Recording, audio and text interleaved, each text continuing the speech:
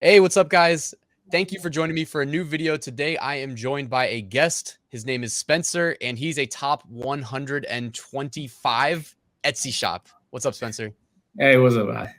Yeah, you have two Etsy shops actually, because we were just chatting offline. And Yeah. the first one, if you're okay with sharing, do you want to share what you sell and how it's like so successful, or any tips? Yeah.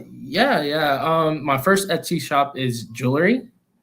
So we sell all kind custom nameplates, just regular chains and stuff. Stuff like that, man. That's cool. Yeah, I've seen the shop, and it's very impressive. Like I saw the number of sales too, which honestly blew me away. It was like over 100,000 sales. But when did the shop open? 2 years ago, 2018 December. So Okay. like maybe How like was the 1 year. sales in the like right away? Because you said you started in December. Did you get any of those fourth quarter sales?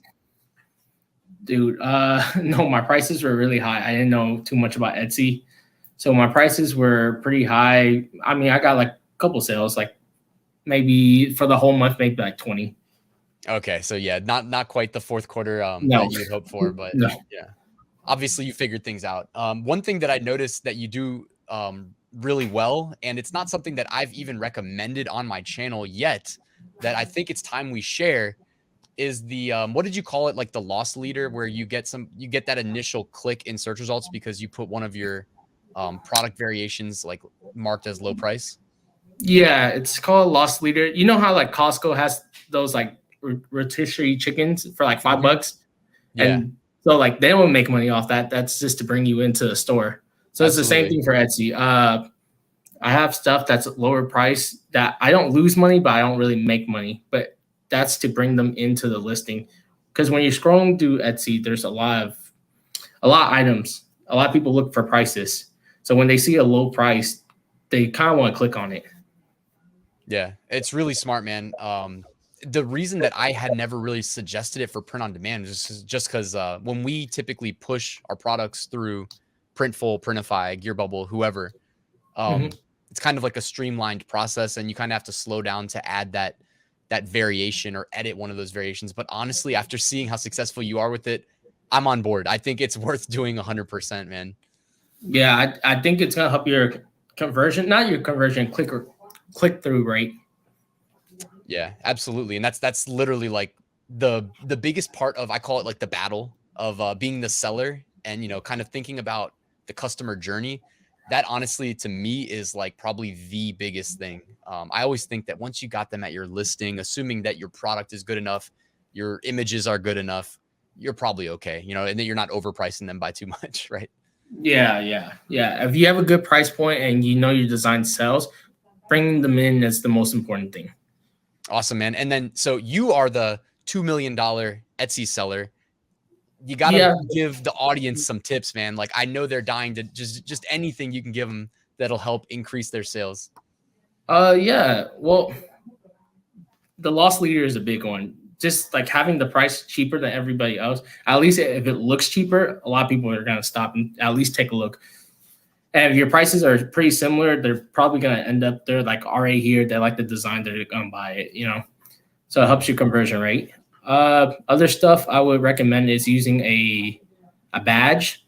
So like if your t-shirts are 100% cotton, I would put 100% cotton or made in USA. Or your shipping time, if you're doing it in-house, you can do ship next day, ship next 2 days or whatever. And for badge, you mean just putting text somewhere in the image, Yeah, in it's the gonna help you. primary?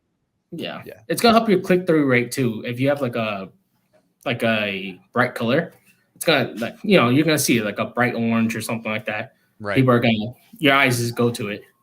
Dude, I love it, man, because literally, like, you could have the best product and not market it as well as the guy with like the 10th best product who markets it the best. And guess who people are going to click in search results?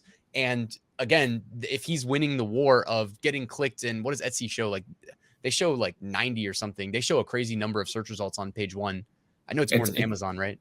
it's a lot. I It's a I lot. actually don't know, but yeah, Yeah. it's a lot. Yeah. So anything you can do to get clicked, and then from there, just hope for the best, and don't price gouge too much, and good images, whatnot. Yeah. You mentioned you're venturing into print on demand. on Etsy. Yeah, How has your journey been thus far? dude. I would say it's pretty good. It's not print on demand because I do it in house, but same thing. Yeah, it's doing really good. I can tell you, I'll I'll tell you what, bridal shirts are really good. Bridal. Okay. Yeah, because I mean, bachelorette, because you can sell, if you sell one, they buy like eight for the whole group. Dude, I hear you, man. My girlfriend was just at a bachelorette party over the weekend and just this past weekend. And literally basically it was like the Etsy bridal or bachelorette party. Like Yeah, I feel like every single thing that she told me that they had was like what you would find on Etsy if you just searched for bachelorette and you just bought everything from the first row. yeah, They had all that definitely, going on. definitely. Cool, man. So you said you're doing it in-house, right? So anything like I'm sure people are gonna find this interesting. I doubt you're gonna have a bunch of competitors pop up like overnight because yeah, it's definitely pricey. We were talking about it off Yeah, camera. But like any just, do you want to share your experience doing it yourself? For instance, like how long it takes, or um I always wondered like t-shirt base cost. yeah. So I use a Bella Canvas 3100. So that one's priced around $4 that you can get it for. Uh, so we use a DTG machine, Epson F2100. That one's so it costs a lot to start. That's for sure. So the F2100 costs about 14,000. Then you need a pre-treatment machine. Those run about 2,500 to 3,000. Then if you want a good heat press, is about, you can get a cheap one like from China, like $400, but they go all the way up to like $5,000. Oof. So Okay, like all that's a in, big barrier. yeah. So all in, you're looking at like 24,000 just to start without the shirts. Mm. And So you I mean, for said you have most a people, warehouse, right? yeah, I have a warehouse. Yeah. But for most people, I recommend print on demand. It's more passive, unless you're gonna do it full time and you know you're gonna do it full time and you know you're gonna make sales. And it doesn't make sense if you're just gonna get like one or two shirt sales a day. It doesn't make sense to have your own machine. Yeah, yeah. And I mean, I would call what you do like true print on demand, and then like I call what those of us that outsource the fulfillment, like I just call it like drop shipped print Yeah, on demand, because it's kind of like we're drop shipping that aspect of it. And I use like a company called Printful as my like go-to. I yeah, like it mainly because they make it easy for me to like have the controls to update an address or cancel an order, or clone an order or swap a product, or really anything like customer service related. By the way, you have a warehouse too. That's another thing. And then you have to keep your shirts in stock, and that's a whole nother headache. And how yeah. many employees do you have helping you? Right now we have four. It Okay, was cool. three, but now with I just started t-shirts like 2 weeks ago, so now we have a fourth one. Yeah, man, I'm excited for you because like I definitely gotta like I'm gonna hit you up if you don't hit me up, and I'm just gonna ask like how did Q4 go? How was the sales rush? How was it fulfilling all these orders yourself? Yeah, yeah. I'm a little scared for fourth quarter. I don't know how I'm gonna fulfill everything. See, he's 2 weeks into selling t-shirts and he's already scared for the fourth quarter. So wait, you're 2 weeks in. Like, how is your new Etsy shop? Because you said you started a new one for print on demand. Like, how are the sales going? Pretty good. I'm averaging about 5 shirts a day right now. And yesterday I got like 10, but that's because I had a bachelorette t-shirt that sold like 6 in one Yeah, order. that's interesting. So you're going for the high value. I would call them like the really high value niches where, if you get one ranked on those keywords, kind of like, you showed me some of your jewelry that's ranked on some nice keywords. You get Yeah. a couple on the top of page one, and next thing you know, you're a $2 million Etsy seller. I wish it was that easy, but It yeah. probably isn't. But yeah, if you get a couple things on the front page, you can make a pretty good amount of money.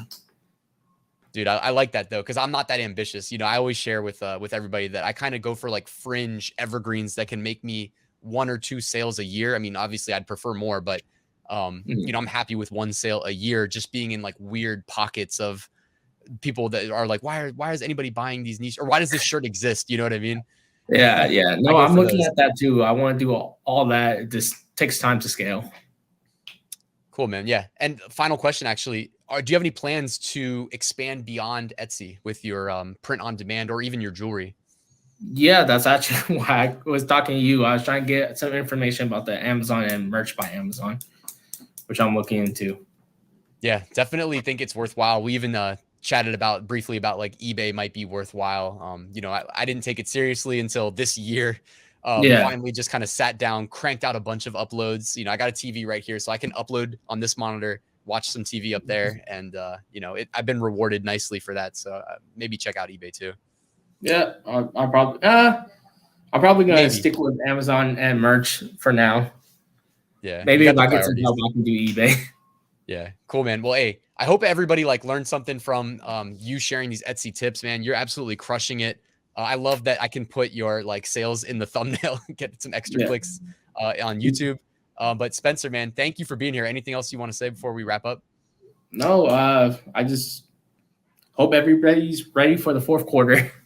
Yes, sir. It's coming. It's coming up, man. But welcome to Print on Demand. I guess you're 2 weeks deep, and you got big plans, man. So I'm excited to see Yeah, what you do. perfect. Thank you for having me.